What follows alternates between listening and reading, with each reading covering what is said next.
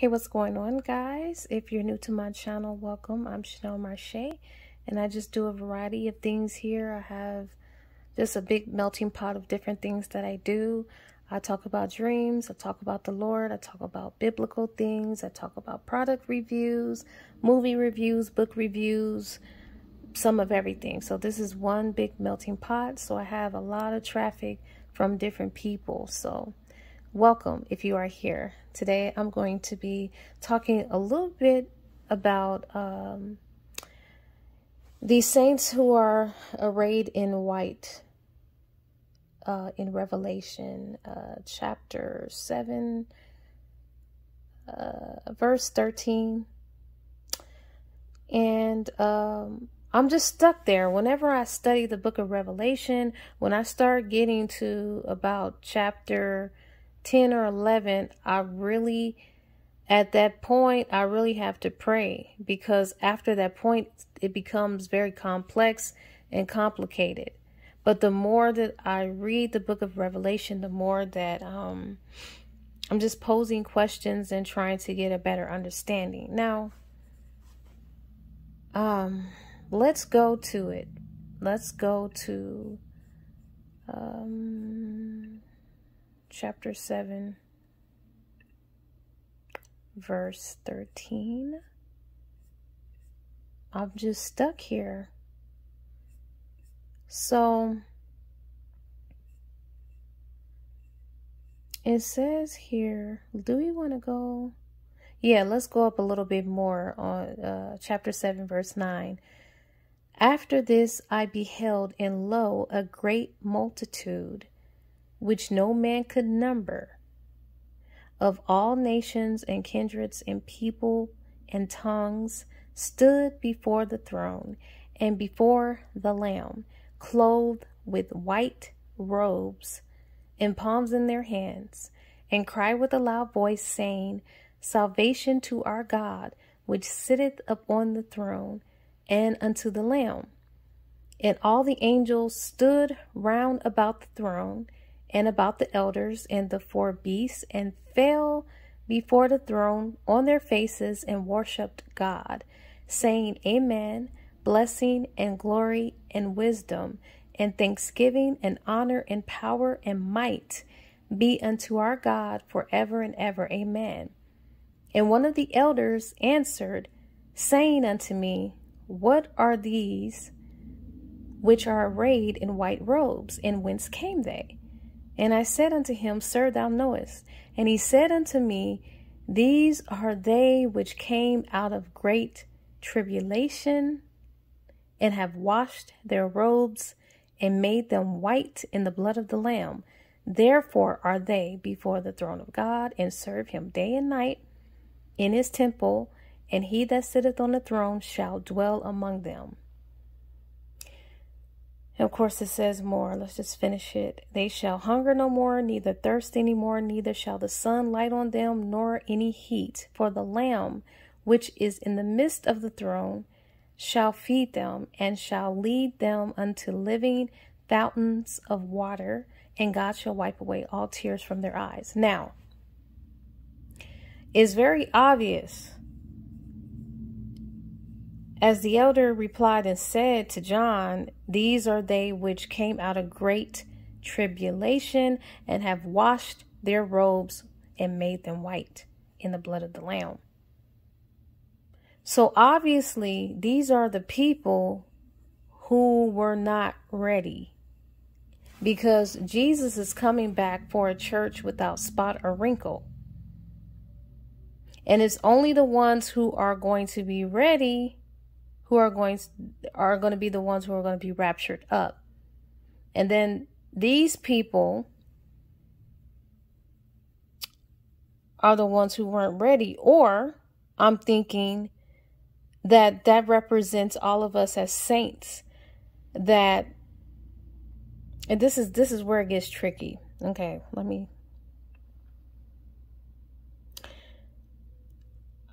if we go back to what Jesus said the greater works that we shall do them, which is in John 14, verse 12. He says, Verily, verily, I say unto you, He that believeth on me, the works that I do shall he do also. And greater works than these shall he do, because I go unto my Father. Now, that's very clear that calls for a need for these works to be done. And until there's a greater need or a situation or a circumstance for these greater works to be expedited or used or to fall into fruition, it has to be a situation. Now, how fitting are these works that are going to come about that God is going to use for his glory than in the great tribulation period? Because when Jesus says something, it is so and is going to come to pass and is going to happen. He doesn't just talk just to be talking. If he says something, it is so and it's going to happen. So that lets you further know that there's something that's going to occur where those works are going to come about. Great tribulation. Now here, and I'm still praying, I'm just excited about the book of Revelation, as probably many people, and it takes time and prayer. So what I'm thinking, and I'm still praying on it, this is not actual factual. I'm just thinking. My mind is just going and going and going, and I keep being inquisitive with God about different things. But now, I believe that we are going to be here in that 7-year tribulation. Now, how much of that time span that we're going to be here for, I don't know. It could be for 2 years. He may decide 3 years. He may even decide y'all going to be here for 6 years of it, because the greater works are going to happen during that period. I don't know. I'm not God. We have to go to him and ask him, and maybe he will open this up and reveal this to people. But it's only 1 or 2 or 3 things. Either that's us. No, because that can't be us. Because if he's going to rapture us up, that means that he's going to rescue us from something. God is very intentional and very deliberate about things that he say. So if there is going to be a rapture, then that means he's going to take us up out of here from something. Otherwise, he would not have said it. I don't believe that he would have said or used the word rapture if that wasn't going to occur, or he had no intention on rapturing us up. So we do know that it is going to be a rapture. But we also can see here that we're going to be doing greater works, and that there's going to be some people that's going to be coming out of the great tribulation. So it's safe to say that maybe that's all us saints. That's all of us saints who came out of great tribulation, because we're going to be doing the work. Now, at what point? That's the question. Is it going to be 2 years of that great tribulation that we're going to have to endure? 3, 4, 5, or 6? I don't think that we're going to be here for the whole full 7-year great tribulation. But I do believe that we're going to be here for a space and period, because we still have a work to do.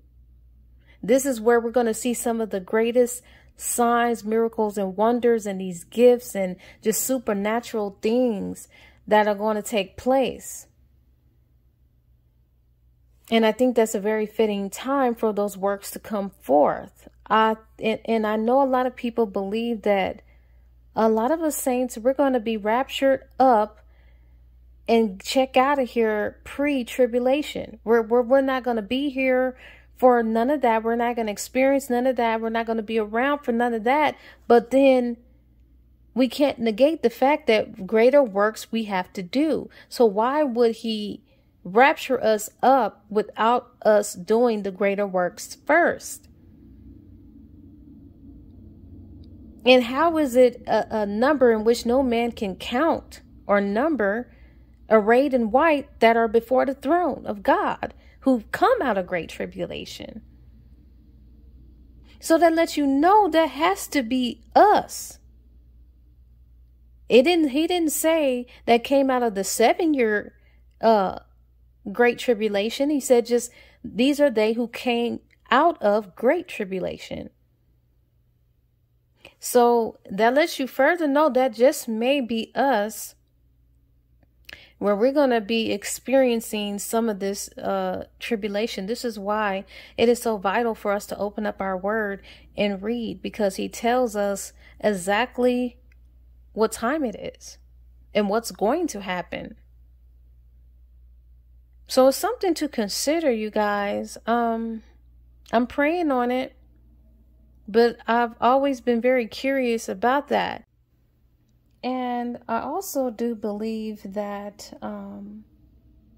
the 7 trumpets that are sounded off and then all this stuff happens on the land, I believe is representative of each year for the 7-year tribulation. So each time they sound the trumpet and something come on the land, that's going to be a period and time frame of these different things happening.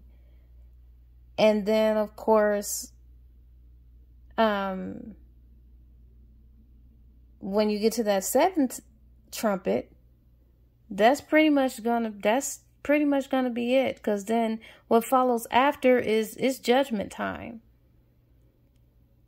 You know, I believe that we could be here for the whole 6 years, and then God can decide year 6 is when we're going to be raptured up out of here before the last 7 the 7th trumpet sounds.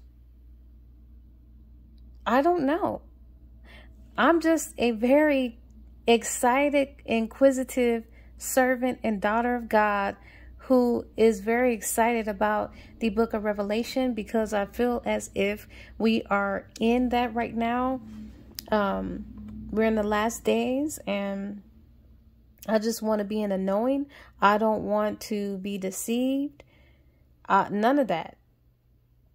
There's going to be a great falling away, and there's things that have to occur. And I don't know, guys. It's just something to think about. It is something to think about. You know, if we're hungry enough or desirous enough, he will open up this word to us. I do know that for sure. He surely will. But we got to make ourselves available and be hungry and thirsty enough to want to know. Yeah. Yep. I don't know, guys. I'm just excited and always watching and seeking wisdom. That's the number one thing. I love wisdom. I love wisdom. I want wisdom. I desire to stay in wisdom. It's the greatest gift, because with wisdom, God will share and open up many things to you. It's by wisdom he formed the whole entire world and everything that was made. So, and he is wisdom. So anyways, I don't know. I just thought that I would share that a little bit to kind of put that there as a thought for us to think about. So until the next time, you guys be blessed. Take care. Bye-bye.